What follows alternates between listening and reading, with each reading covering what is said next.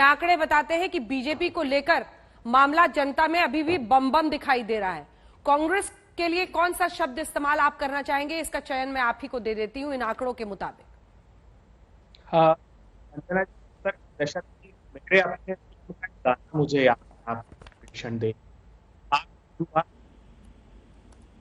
ये किया है, नहीं है कोई रोजगार है, कायदा है ना कानून है ना इंसाफ है, आदमी को खून वून सब माफ है, आपकी दुआ से सब ठीक ठाक है। मैं तो हतप्रभ हूँ। लगता है ये आपकी कविता बड़ी अच्छी लग रही है, लेकिन चल नहीं पाए क्योंकि शुरू में ऑडियो अनक्लियर था। एक बार फिर से सुना दीजिए। अब हमने फोन पर आपका ऑडियो ले लिया है, फिर से सुना दीजिए। हाँ, और कांग्रेस के लिए भी एक शब्द खोज लीजिएगा। जी बोलिए सर। नहीं खोजता हूँ मैं, बिल्कुल। मैंने कहा कि 70 की दशक की एक मेरे अपने पिक्चर आई थी, बड़ी प्रसिद्ध थी, उसका एक बड़ा प्रसिद्ध गाना था, मोदी जी के लिए समर्पित करता हूँ, आपकी दुआ से सब ठीक ठाक है। एमए किया है, बीए किया है, नहीं है कोई रोजगार है, कायदा है ना कानून है ना इंसाफ है, आदमी को खून वून सब माफ है, आपकी दुआ से सब ठीक ठाक है। किस साल की कविता है सर ये? आपका सर जी किस साल की कविता है ये? 70 के दशक में मेरे अपने फिल्म आई थी, बड़ी प्रसिद्ध। मुझको लगता है ये 80-20 का सर्वे आपने किया है अंजना जी। देश की 80% से अधिक आबादी वो आबादी है जो किसान है, ये पब्लिक है, ये किसानों को रोजगार। आपका समय आएगा, राव साहब प्लीज अपनी बारी में धैर्य रखिए। मैं बस 10-20 सेकंड में अपनी बात को समाप्त करता हूँ। मैं भी देख रहा था कि देश का, विश्व का सबसे युवा देश है हिंदुस्तान।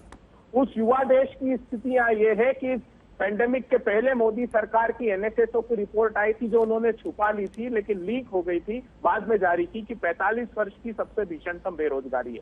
अभी centre for monitoring Indian economy की रिपोर्ट बताती कि 20 से 29 साल की बेरोजगारी की दर आजाद भारत के इतिहास में सबसे अधिक 28% है। 20 से 24 साल की ग्रेजुएट की जो बेरोजगारी की दर है वो 63% है।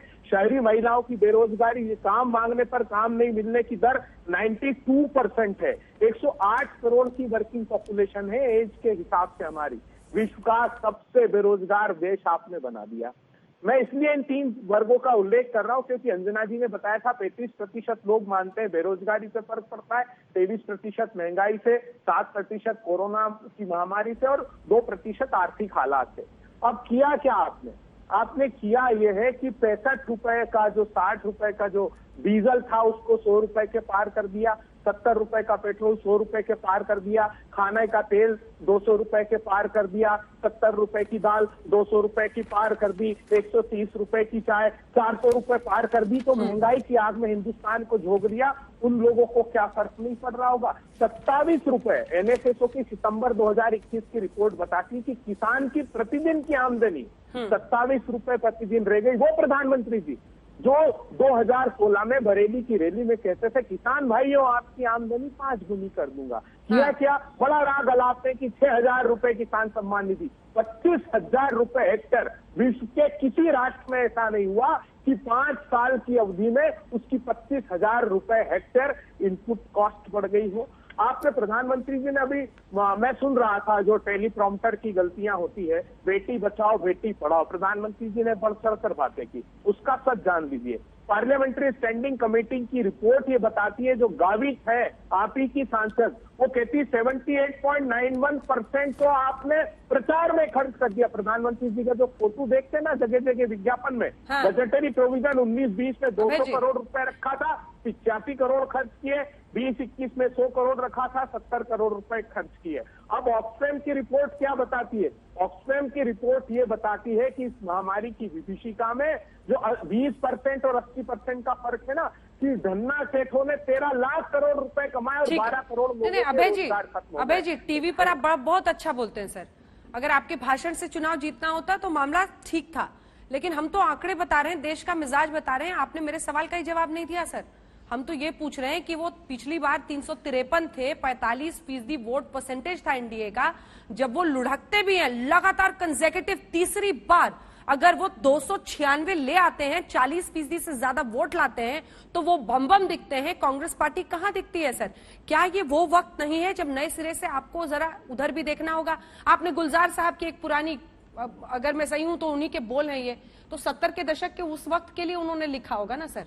अब आज के लिए कुछ नया लिखिए, कुछ नया गढ़िए, नब्ज नए सिरे से पकड़ना होगा। कांग्रेस के लिए आप तो इतने बड़े कवि हैं सर, कांग्रेस के लिए वक्त, आप मुझे शब्द बता दीजिए ना, आप बता दीजिए बस। अंजना जी, जैसे वो बम दिख रहे हैं, कांग्रेस क्या दिख रही है? देखिए अंजना जी, लिटमस टेस्ट तो अभी हो गया इन 5 राज्यों के चुनाव के पहले जो उपचुनाव था, जिसमें देश भर ने कहा कि भारतीय जनता पार्टी की हार के आगे देश के विकास की जीत है। अभी दाम कम किए कि नहीं पेट्रोल के? कृषि कानून वापस क्यों लिए इन्होंने? क्योंकि 70-30 हो गया था। 3 लोकसभा में से 2 हार गए मोदी जी। ये सही मायने में लिटमस टेस्ट था। विधानसभा के परिणाम ये हुए कि हिमाचल प्रदेश के मुख्यमंत्री को कहने पड़ा कि महंगाई की वजह से हम लोग चुनाव हार गए। तो ये सच्चाई है देश की। उत्तर प्रदेश आप कितना भी बड़ा महिमा मंडन कर ले, 2 रिपोर्ट का उल्लेख करता हूं उत्तर प्रदेश की। अभी इन्होंने मल्टी डायमेंशनल पॉवर्टी इंडेक्स जारी किया कि नहीं, जीवीएलजी नीति आयोग ने क्या कहा उसमें कि देश के तीसरे नंबर पर उत्तर प्रदेश को 37.9% आपने गरीब कर दिया। 28 जिले ऐसे हैं जहां 70 से 40% तक गरीबी हो गई। आपका जो हेल्थ इंडेक्स आया उत्तर प्रदेश का, अरे पासिंग मार्क्स भी नहीं आया आदित्यनाथ जी को, 30 नंबर, ग्रेस मार्क्स भी नहीं मिले, हिंदुस्तान में सबसे नीचे। तो ठीक है, टेलीविजन का महिमा मंडन अच्छा है, लेकिन वास्तविकता का धरातल अलग।